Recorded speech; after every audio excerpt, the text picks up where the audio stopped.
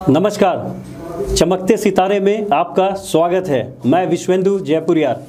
बहुत लोग दुनिया में ऐसे हैं जो अपने हाथों से अपनी तकदीर को गढ़ते हैं। कई ऐसे लोग हैं जिन्होंने छोटे शहर में होने के बावजूद भी अपने काम से अपनी कीर्ति को भारत ही नहीं, भारत से बाहर दूसरे देशों में भी पहुंचाया है। आज मेरे साथ हजारीबाग के एक ऐसे ही व्यक्ति हैं जो कभी मेडिकल रिप्रेजेंटेटिव हुआ करते थे, लेकिन आज इनकी एक खुद की बड़ी पहचान है जो इन्होंने खुद से गढ़ी है। ये पत्थरों जो मेगालिथ है हजारीबाग में, उसकी जो पहचान है इन्होंने अंतर्राष्ट्रीय स्तर पर गढ़ी है। आइए मैं बात करता हूं सुभाषिष दास से। स्वागत है आपका। सबसे पहले जानना चाहेंगे कि कैसे आपका झुकाव मेगालिथ की तरफ हुआ, ये शोध कब शुरू हुआ और कैसे शुरू हुआ? देखिए विश्वेंदु जी, ऐसा है कि हिस्ट्री के प्रति तो मेरा लगाव बचपन से ही था, और बाय द टाइम हम कॉलेज पहुंचे तो इवेंचुअली उसी में बीए एमए दोनों ही किए हिस्ट्री में। और जब नौकरी करने लगे and I was transferred to elsewhere, बाहर में भी ट्रांसफर्ड हुए, तो मेरा शौक ख़त्म नहीं हुआ। तो ये जो हिस्ट्री के प्रति मेरा लगाव था ये बना ही रहा, और मेरा धीरे धीरे मैं हिस्ट्री के अलग अलग किताबें खरीदने लगा। इंडस वैली सिविलाइजेशन की पुस्तकें, इजिप्ट के पिरामिड्स के पुस्तकें, इंग्लैंड के स्टोनहेंज की पुस्तकें अलग अलग, या माया, एज़टेक, इनका, इन लोगों की पुस्तकें मैं खरीदने लगा। And I began to read Bharatiya Puran, वेद, इस तरह की पुस्तकें मेरा 70s क्या 68 69 में हम जब स्कूल में थे उस समय से ही मेरा इस प्रति एक रुझाव रहा है। लेकिन कैसे मैं इससे ऐसे आ गया, वो मैं एक छोटा सा बताता हूँ कहानी। कि मैं I was then posted, I was not a medical representative, मैं सेल्स में था। I was the regional manager over there. तो वहाँ पर आसनसोल में मैं जब पोस्टेड था तो हजारीबाग आया करता था। मेरे पास एक छोटा सा स्कूटर था और उसमें मैं, मेरी पत्नी, मेरी भतीजी और मेरा बेटा, 4 जन उस पर बैठ के हजारीबाग के इर्द गिर्द घूमने जाते थे। और इसी दौरान, ये शायद 90s की बात होगी, आसनसोल से, और उसी दौरान मेरी वाइफ ने एक ऐसे स्ट्रक्चर का पहचान किया जिसे एंथ्रोपोलॉजी या आर्कियोलॉजी की भाषा में डॉल्मेन कहा जाता है। डॉल्मेन प्राचीन मानव के द्वारा एक मेगालिथिक स्ट्रक्चर है। हजारों वर्ष पूर्व इसे बनाया गया था प्राचीन लोगों के द्वारा। तो इतना जानकारी तो हमें था, और वही मेरा बिगिनिंग रहा। और उसी से कुछ वर्षों के बाद, 1-2 साल के बाद मेरा आफ्टर दैट मेरा स्टडीज़ चलता रहा, मैं पढ़ाई करता रहा उसके विषय में। और इन द मीन टाइम हमने कुछ और मेगालिथ्स खोज डाले हजारीबाग के इर्द गिर्द, और वही मेरा बिगिनिंग था। और वही विदिन 1-1.5 साल के बाद ही हम नौकरी से रिज़ाइन कर दिए और पूर्णतः इस खोज में हम आ गए। एक फिल्म आई थी, गीत गाया पत्थरों ने। पत्थरों के गीत को आप समझते हैं और आप अच्छे गायक भी हैं। कई बार हमने देखा आप गिटार पे गाना को बजाते हुए, गाना को गाते हुए। तो आपसे पता नहीं कैसे आप इस बीच में पत्थरों को अपने दिल में बसा लिए। तो वो एक गाना आपसे सुनना चाहेंगे, हम आपकी आंखों में इस दिल को बसा लेंगे। तो शुरुआत वहाँ से करते हैं ताकि दर्शकों को ये समझ में आए कि सुभाषिष दास एक मेगालिथ खोज करता ही नहीं, एक बहुत अच्छे राइटर है, क्योंकि उन्होंने 5 किताबें लिखी है, एक ये और लिख रहे हैं। इसके अलावा अच्छा गाते भी हैं। तो आपसे वो गाना सुन लें हम एक बार, उसकी चंद पंक्तियां आप गुनगुना दें। ओके।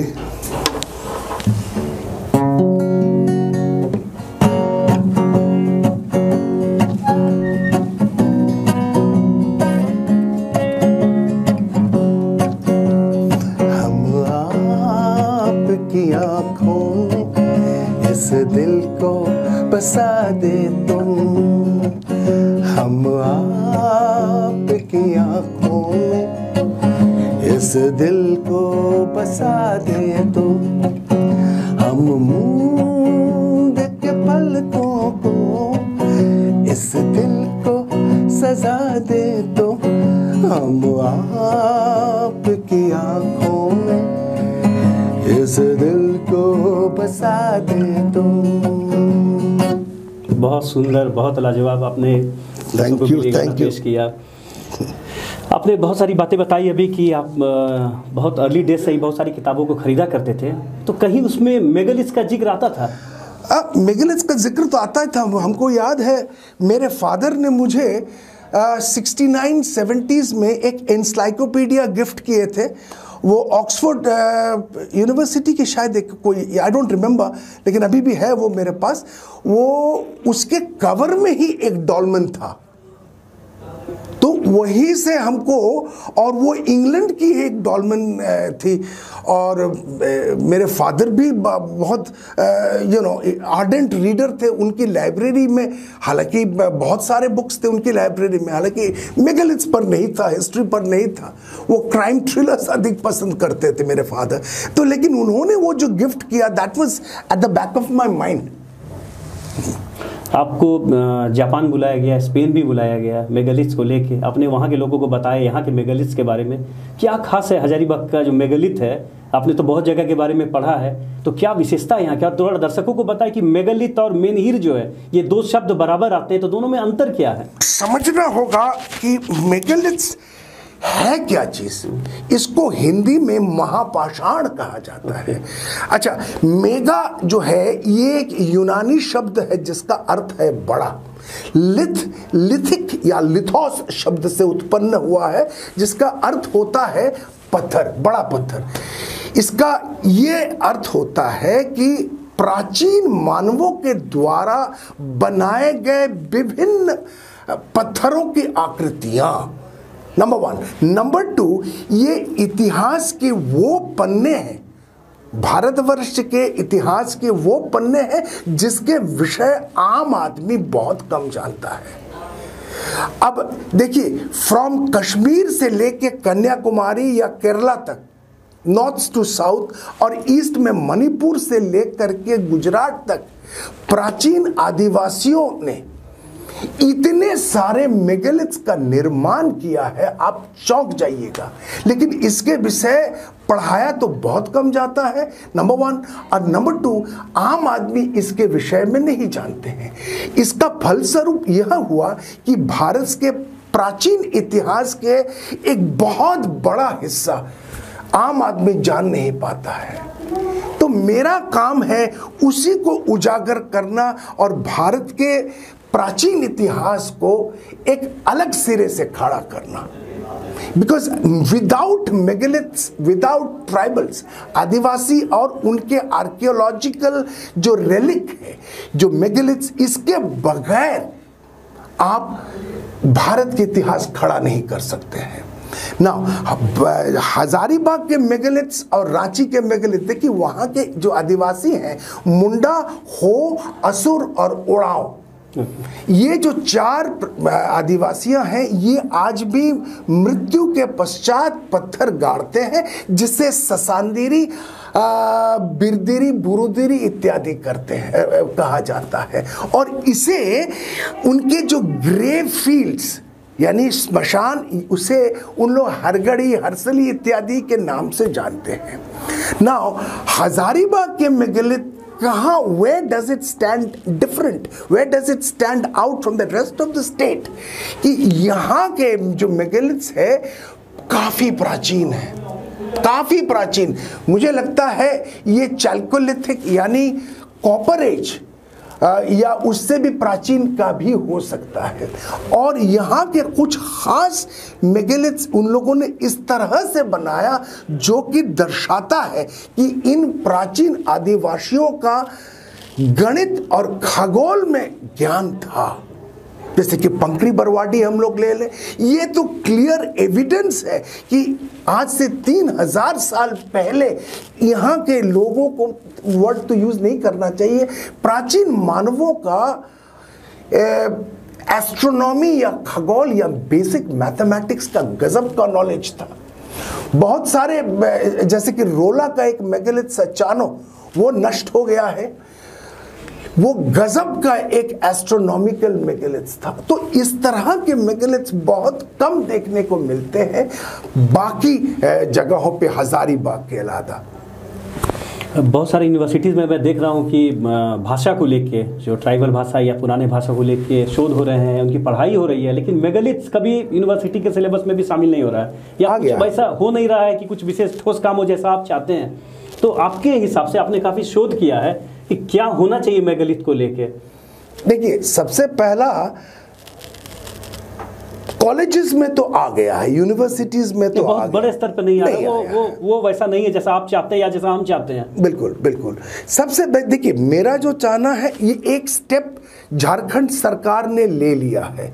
कि क्या लिया है कि मेगालिथ्स का मेरा खोज जो है, इसको जो है झारखंड सरकार ने अपने इतिहास के पुस्तक में, ये झारखंड सरकार ने हिस्ट्री के सिलेबस में इसको इंक्लूड किया है।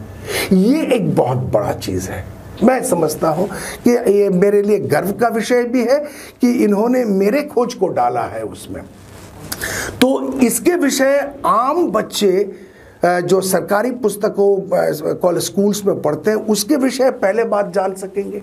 दूसरा, मैं चाहता हूं कि इसे सरकार, archaeological survey of India, Jharkhand पुरातत्व विभाग और टाउन एडमिनिस्ट्रेशन या डिस्ट्रिक्ट एडमिनिस्ट्रेशन इसको सीरियसली ले, इसको प्रोटेक्शन दे और इसको ले जाने, वहां पर स्टूडेंट्स को ले जाने का बंदोबस्त करे। देखिए, हम एक इंसिडेंट बताते हैं।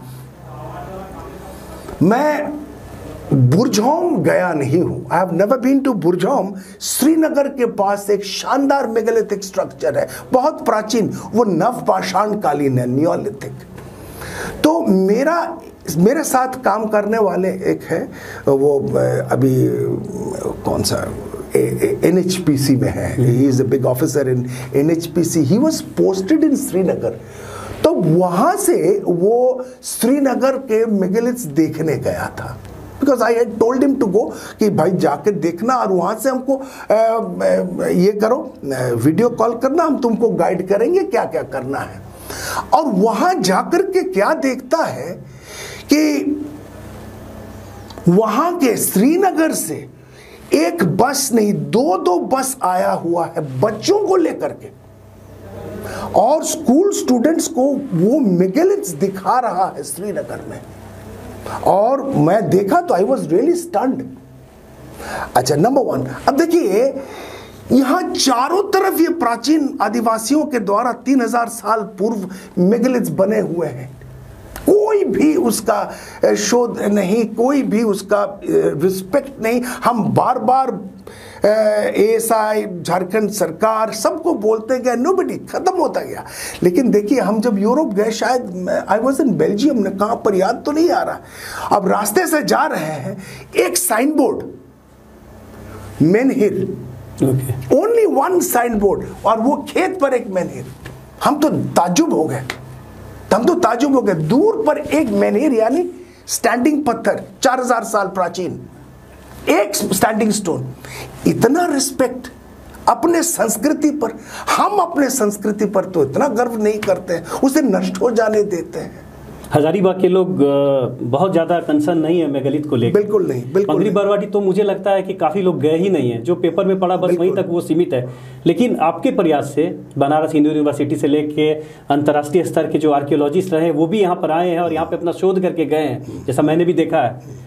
तो आप इसको अंतर्राष्ट्रीय स्तर तक पहुँचा पाए, लेकिन अपने ही शहर में ये मेगालिथ बेगाना है। वो तो खत्म होने के कगार पर है, वो बहुत दुखद बात है। आपने भी जाना छोड़ दिया, हम तो जाना ही बंद कर दिए। और बिकॉज ये जितने भी मेगालिथ्स है विश्वेंदु जी, हजारीबाग के, they are like my children, अपने बच्चे की तरह है, क्योंकि मेरा खोज है ये। और ये सबको हमने इतना स्टडी किया, आज 20 साल से सबको स्टडी कर रहे हैं, और आंखों के सामने इसे नष्ट होते देखना कितना दर्द है, वो हम अपना आपको व्यक्त नहीं कर सकते। आप इन मेगालिथ्स को हमेशा टेंपल कहा आपने। बिल्कुल, दे आर द टेम्पल्स। ये तो माना ही जाता है, मेगालिथ्स जो है मानव जाति का सबसे पहला निर्मित टेम्पल से निर्मित। मानव ने पहला अगर निर्माण किया है, टेम्पल श्राइन्स है ये असल में, कब्र मंदिर है ये, श्राइन्स है, तो वो मेगालिथ से था। और यहाँ पर हम लोगों ने इसको पूर्णतः ही इसको नकार दिया। आपकी वजह से लोग पंखरी बरवाड़ी में काफ़ी साल तक इक्विनॉक्स देखने जाते थे, सनराइज। तो आपसे समझना चाहेंगे, लोग भी समझना चाहते हैं कि समर सॉल्स्टिस और विंटर सॉल्स्टिस क्या है ये दोनों, और क्यों जाते हैं वहाँ देखने के लिए? वो समय ही क्यों? बिल्कुल सही। देखिए, ऐसा है कि प्राचीन काल में लोगों को ये ज्ञान था कि सूरज मूव करता है। एक्चुअली सूरज मूव नहीं करता है, ये हमारी पृथ्वी मूव करती है ना। तो फिर भी हम लोग बोलचाल की भाषा में हम लोग कहते हैं सूरज मूव करता है। सूरज कहाँ से कहाँ मूव करता है, इतना ज्ञान उनके पास हो गया था कि कुछ तो मूव कर रहा है, ये पकड़ लिया था उन्होंने। उन लोगों को इडियट न समझे हम लोग, ये ज्ञान उनके पास था। बिल्कुल, हम लोग समझते हैं। आज तो आपके पास बहुत मॉडर्न गैजेट्स है, तब आप समझते हैं कि वो घूम रहा है, क्या घूम रहा है, लेकिन विदाउट दैट वो समझ गए थे कि क्या चीज है जो मूव कर रहा है, कुछ तो है। देखिए, सूरज जो है फ्रॉम ट्रॉपिक ऑफ कैप्रिकॉन यानी मकर रेखा, ट्रॉपिक ऑफ कैप्रिकॉन यानी वो लास्ट चमकता है जो सदर्न हेमिस्फीयर यानी दक्षिणी गोलार्ध पर है, उस पर चमकता है 22 या 23 दिसंबर को। अगला दिन से सूरज वापस यात्रा करना शुरू करता है उत्तरी गोलार्ध में ट्रॉपिक ऑफ कैंसर यानी मकर रेखा की ओर, जो कि आपका ये ओरमांझी की ओर से है, उसी ओर यात्रा करना शुरू करता है। और उस यात्रा के दौरान वो एकदम बीचों बीच 0 डिग्री पर होता है, and that is the equinox point. जब वो देखता है 12 बजे सूरज सर पर होता है, केवल इक्विनॉक्स के दिन ही होगा, ट्वाइस इन ईयर, बिकॉज आम आदमी मानता है या जानता भी है कि सूरज हर दिन पूरब से उगता है, पूरब से कभी नहीं उगता है, sorry, I should not have said that word. सूरज मात्र साल में 2 दिन उगता है पूरब से, और वो है इक्विनॉक्स के दिन, ठीक है ना। तो यहां से जब वो यात्रा करता है ट्रॉपिक ऑफ कैंसर की ओर, वो इक्विनॉक्स के पॉइंट को गुजरता है। और इक्विनॉक्स प्राग इतिहास में during the times of pre history सारे पृथ्वी में सबसे महत्वपूर्ण समय था। और नॉर्दर्न गोलार्ध में सबसे बड़ा दिन होता था 20 या 21 जून, समर सॉल्स्टिस के दिन। ये भी बहुत ही महत्वपूर्ण था।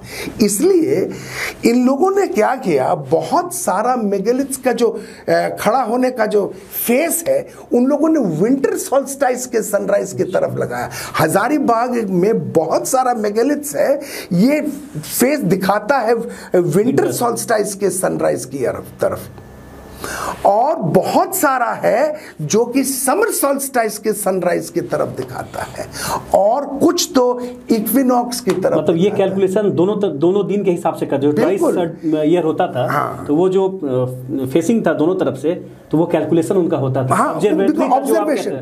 हाँ। तो इसीलिए ये खगोल का नाम था ऑब्जर्वेशनल एस्ट्रोनॉमी या होराइजन एस्ट्रोनॉमी। लेकिन इसमें मिस्टेक्स होती थी, बिकॉज इधर में आपका 90 दिन इधर कर लिए, फिर वापस 90 दिन 180 दिन, और उधर में समर सॉल्स्टाइस से बैक टू इक्विनॉक्स यानी 180 प्लस 180 360 दिन, तो 6 दिन का वहाँ वो हो जाता था। तो बाद में वैदिक काल में इसको जब वेदांग ज्योतिष आया, तो वहाँ पर जब कैलकुलेशंस आने लगा, सिद्धांत ज्योतिष जब आया, वो 6 डेज का वो मल मास में परिणत करके उसे एडजस्ट किया गया था।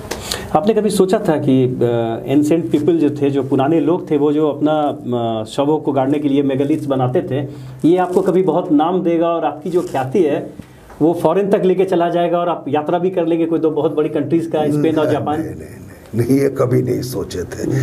तो ये तो ईश्वर की कृपा है, तो ये हुआ, दैट इज ऑल। तो हम तो कभी एक्सपेक्ट नहीं किए थे। लोग एक दिशा में मेहनत करते हैं ताकि मेरा कोई जो टारगेट है जीवन का सफल हो जाए, अब मुझे लगता है कि आप बहुत अनयूजुअल वे तरफ गए। आप पत्थर जो है, जो इस तरह का चीज़ था, एक तरह से तो वो कब्र बनाते थे, वो पत्थर गाड़ देते थे, उस पर काम करते हुए आपने शोध किया और ये आपको एक नाम दे गया, हजारीबाग में एक पहचान दे गया। हजारीबाग ही क्यों, बहुत बड़ी पहचान दे गया ये। तो कितना आपको सेटिस्फैक्शन लगता है अंदर से कि मैंने जो काम किया है अपने स्तर से, जो मैंने किया खुद के बदौलत किया, बिना किसी हेल्प के, बिना किसी सरकारी मदद के, वो कितना आपको सेटिस्फैक्शन देता है अभी? नहीं, this does not give me any satisfaction. कोई भी सेटिस्फैक्शन नहीं देता है मुझे। मुझे लगता है कि हम सक्सेस नहीं हुए हैं। नाम हुआ है वो, that is a different aspect, लेकिन हम फेल हो गए। हम पूर्णतः ही फेल है, क्योंकि हमने इतने सारे खोज करने के बावजूद एक मेगालिथ्स को हम बचा नहीं सके, ना हम प्रोटेक्शन दे सके। तो क्या फायदा है? It is useless. भारत का इतिहास, जो सही इतिहास एक आना चाहिए था, वो आ भी नहीं रहा है, आया भी नहीं वो, क्योंकि वो मेगालिथ्स आया ही नहीं सामने। तो एक बहुत बड़ा पार्ट ऑफ इंडियाज पास्ट वो तो लोगों के सामने आया भी नहीं, क्योंकि वो तो नष्ट हो गया। जैसे रोला का नष्ट हो जाना, आप नहीं समझ पाएंगे कि कितना बड़ा क्षति हमारे देश के धरोहर को हो गया, देश के इतिहास को हो गया। रोला का जो मेगालिथ्स है कंप्लीटली गॉन, और उसमें आप दंग रह जाइएगा जो मैथमेटिक्स। हालांकि उसको मैंने ये 2018 की जो पुस्तक है मेरा निकला है, उसमें हमने पूरा डॉक्यूमेंटेशन कर दिया है। लोग अगर उसको समझ पाएंगे, लेकिन क्या समझेंगे, वो तो है ही नहीं मेगालिथ्स, वो तो खत्म हो गया, इट्स फिनिश। तो हम, इसलिए मुझे सेटिस्फैक्शन नहीं है Vishwendu ji. I have failed as a megalith explorer, as a megalith researcher. अपने अपने घर का नाम इक्विनॉक्स रखा है। हाँ, मेरा पैशन है। आप मेगालिथ्स आप तो जानते ही हैं, मेरे बच्चे जैसा है।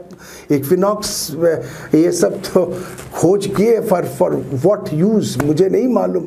तो आपने सारे शोध को अभी छोड़ रखा है, आप जाते भी नहीं पंकरी बरवाड़ी साइट पे, लेकिन जब घर के बाहर वो पट्टी लगा देखते हैं इक्विनॉक्स का, तो लगता नहीं है कि मैंने छोड़ के गलत पता नहीं हम देखते भी है कि नहीं, मुझे नहीं मालूम। आई डू नॉट नो, हम देखते भी है कि भी नहीं। अच्छा, क्या आप मेगालिथ एक्सप्लोरर से, एक शोधकर्ता से, आप अचानक से राइटर की तरफ हो गए और कई किताबें आपने लिखी जो कि फ्लिपकार्ट, अमेजन पे उपलब्ध है और काफ़ी हिट्स भी रहे हैं। आपकी एक अभी रिसेंट भी किताब आई है, बुद्धिज्म पे उनके काल में एक राजा की कहानी, वेदिंजेंस। कैसे आप राइटर बन गए अचानक से? नहीं, वो तो because I was born in a family of writers. हमारे ग्रैंडफादर जो थे वो ढाका के रहने वाले थे, और ढाका में उनका एक प्रेस हुआ करता था, और उस प्रेस से स्वराजी पत्रिका निकला करता था। और उसके कारण उनको, बिकॉज वो स्वतंत्रता सेनानी थे उस समय, और वो जो निकाला करते थे वो बैन कर दिया गया था उस पत्रिका को, और अंग्रेज सरकार ने उनको करीबन 3 बार तो जेल में डाला। और अंतिम बार जब वो जेल में डाला, हमारे फादर तो उनको देख भी नहीं सके, हमारे ग्रैंडफादर को, उनका डेथ वहीं हो गया था। तो वो लिखते थे, और उस पत्रिका में बड़े बड़े लोग भी लिखते थे। मेरे फादर कहते, because I have not seen him, उनका नाम था लेट अश्विनी कुमार दास, उनको तो हमने देखा नहीं।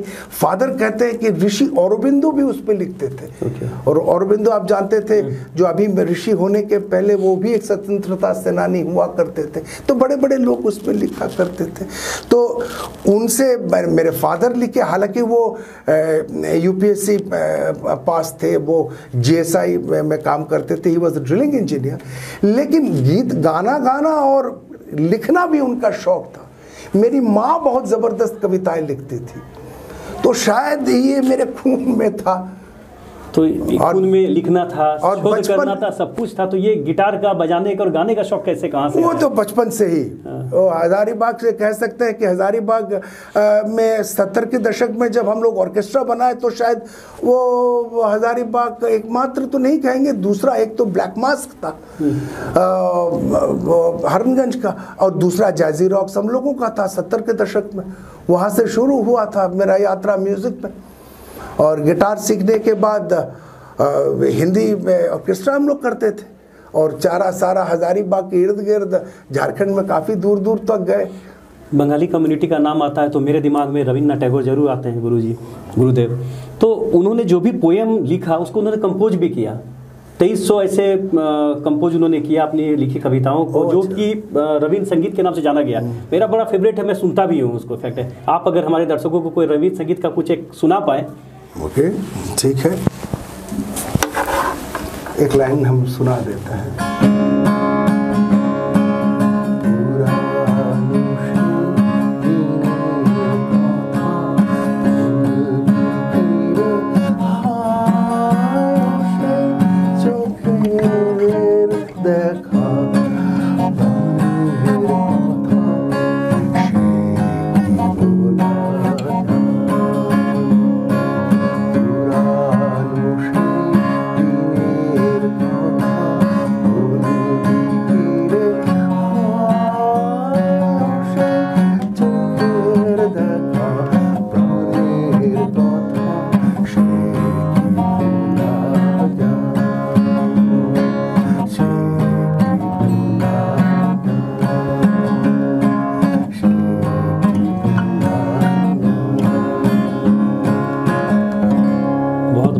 और एक बात और समझना चाहूँगा, गिटार आपके हाथ में इसको रखे रहे। अभी के जो लिरिक्स है जो आप देख रहे हैं, बहुत ज़्यादा शोर है गाने में, लिरिक्स भी वैसा नहीं है, अश्लीलता भी बहुत ज़्यादा है। पहले के कौन से गायक थे जिनका गाना पसंद करते थे? कौन सा ऐसा फेवरेट आपका गीत है जो आप गुनगुनाया करते हैं? कौन ऐसा पसंदीदा? ऐसा पर्टिकुलर तो कोई गीत नहीं है, लेकिन हाँ ये बात तो सही है कि अभी के जो बम्बैया फिल्म म्यूजिक आ रहा है यूजलेस। मुझे नहीं लगता है कि उसे म्यूजिक कहा जाए। गायक भी वैसे ही है और लिखने वाले भी वैसे ही, और म्यूजिशियंस तो खैर जो फिल्म में म्यूजिक दे रहे हैं, तो मुझे नहीं लगता उसको, उन लोगों को म्यूजिक का कुछ भी आइडिया है। हमारे समय में या हमारे से पहले में भी अगर हम लोग ले लें सलील बाबू, सलील चौधरी, या फिर सचिन बाबू, सचिन देव बर्मन, राहुल देव बर्मन, शंकर जयकिशन, ये लोगों ने तो जो धुन है तो आज भी आप गुना सकते हैं, मिरेकल्स। और लिखने वाले साहिर लुधियानवी तो मेरा सबसे फेवरेट है, आसमान पे है खुदा और जमीन पे। चलते चलते अंतिम में ये भी सुना दे हमारे दर्शकों को। कौन सा? इंग्लिश सुना है? ओके, इंग्लिश में अब एक रवींद्र संगीत हो ही गया, हिंदी हो गया, तो इंग्लिश भी सुना दे। टेक मेरा इंग्लिश, बिकॉज हमारा तो रॉक बैंड ही था और हम लोग सारा इंडिया में करियर रहा है आपका, उसमें कई जगह आपने परफॉर्म भी किया है, ऑल ओवर द कंट्री हम लोगों ने रॉक में परफॉर्म किया। एक इंग्लिश में सुनाते, सॉफ्ट सॉन्ग है, ब्लूज में है।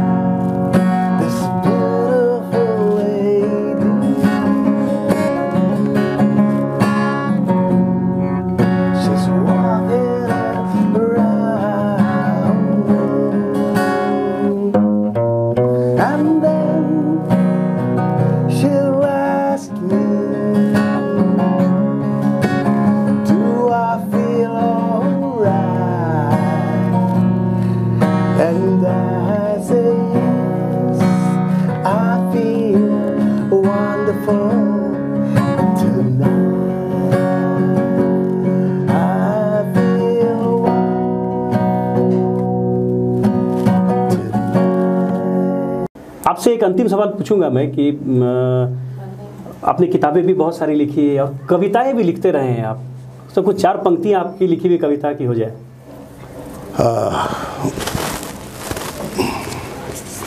4 पंक्तियां तो लिखाना बताना थोड़ा सा थोड़ा दर्शकों को पता चल जाए कि आप हर विधा में माहिर है, नॉवेल लिखा है और कविता भी आपकी लिखी हुई है खुद की। ये एक छोटी सी कविता है, ये हजारीबाग पर ही है, बिकॉज मेरी कविता नॉर्मली हजारीबाग के गांव देहात और उसी के इर्द गिर्द घूमता है। इस कविता का नाम है गोबर का लेप। तुम्हें देख रहा था मैं दूर से एकटक खड़ा, गोबर को जल से मैस रही थी अपने हाथों से तुम, जैसे मानो डाहुक अपने 2 पांव पर गरिमा से गोबर पर चल रहे हो। मैली हरी साड़ी में सारा शरीर तुम्हारा डोल रहा था, नई छोटी सी अंकुरित पत्ता बसंत की पागल हवा में मस्ती में जैसे झूमता है। गोबर का लेप लगाते हुए दीवार पर हाथ तुम्हारे तैर रहे थे, जैसे कि तुम एक सुग्गा हो खुले उन्मुक्त आकाश में, मानो तुम मस्ती से उड़ रही हो। एकटक इसे देख रहा था मैं, एकाएक तुमने मुझे देखा, 1000 झुर्रियों से अंकित तुम्हारा दंतहीन मुख मुझे देखकर हंस पड़ा, जिसका अर्थ तो कुछ भी न था। मैं मानता हूं क्योंकि मैं जानता हूं तुम हो वहीं युगों से, तुम अति प्राचीन हो, तुमसे तो आदिमता की गंध आती है, पर तुम तो अभी नवजात हो। तुम ऊर्जा हो, तुम हो गोबर, यह दीवार लेप, ये डेरा दुआरी, चौखट चुइयां बारी, बैल हल खेत पहाड़ी, आसमां कुइयां साल झाड़ी, डाहुक सुग्गा ये धरती सारी, ये मंद मंद बहती हवा जो तुम्हें छूकर मुझ तक आ रही है, तुम हो ये सारी सजावट, तुम ही तो हो, तुम्हारा ही तो है। युग विहीन हो तुम न थी कभी ऐसा तो नहीं, तुम न रहोगी कभी ऐसा भी नहीं। गहन श्रद्धा से नमन कर लेने देना मुझे ऐ माई, जिसे मैंने उपलब्ध किया है अपने पूर्वजों से। ये असल में एक ट्रिब्यूट है भारत की गांव की उन बूढ़ी औरतों को जिसे हम लोग माई कहते हैं। They are the mother goddesses. ये उसी पर कविता आधारित है, जो अभी दिवाली के इर्द गिर्द दीवार लेप कर उस पर सोहराई बनाती है। आप आदिम लोगों का जो मेगालिथ है उसको एक नई पहचान दिए हैं। उम्मीद करते हैं कि इसकी खुशबू को आप ऐसे ही आदिम की खुशबू को, गंध को आप पूरी दुनिया में फैलाते रहे। बहुत बहुत धन्यवाद कि आप हमारे स्टूडियो में आए। तो ये थे सुभाषिष दास। अगली बार फिर मिलते हैं किसी नए अतिथि के साथ। बहुत बहुत धन्यवाद।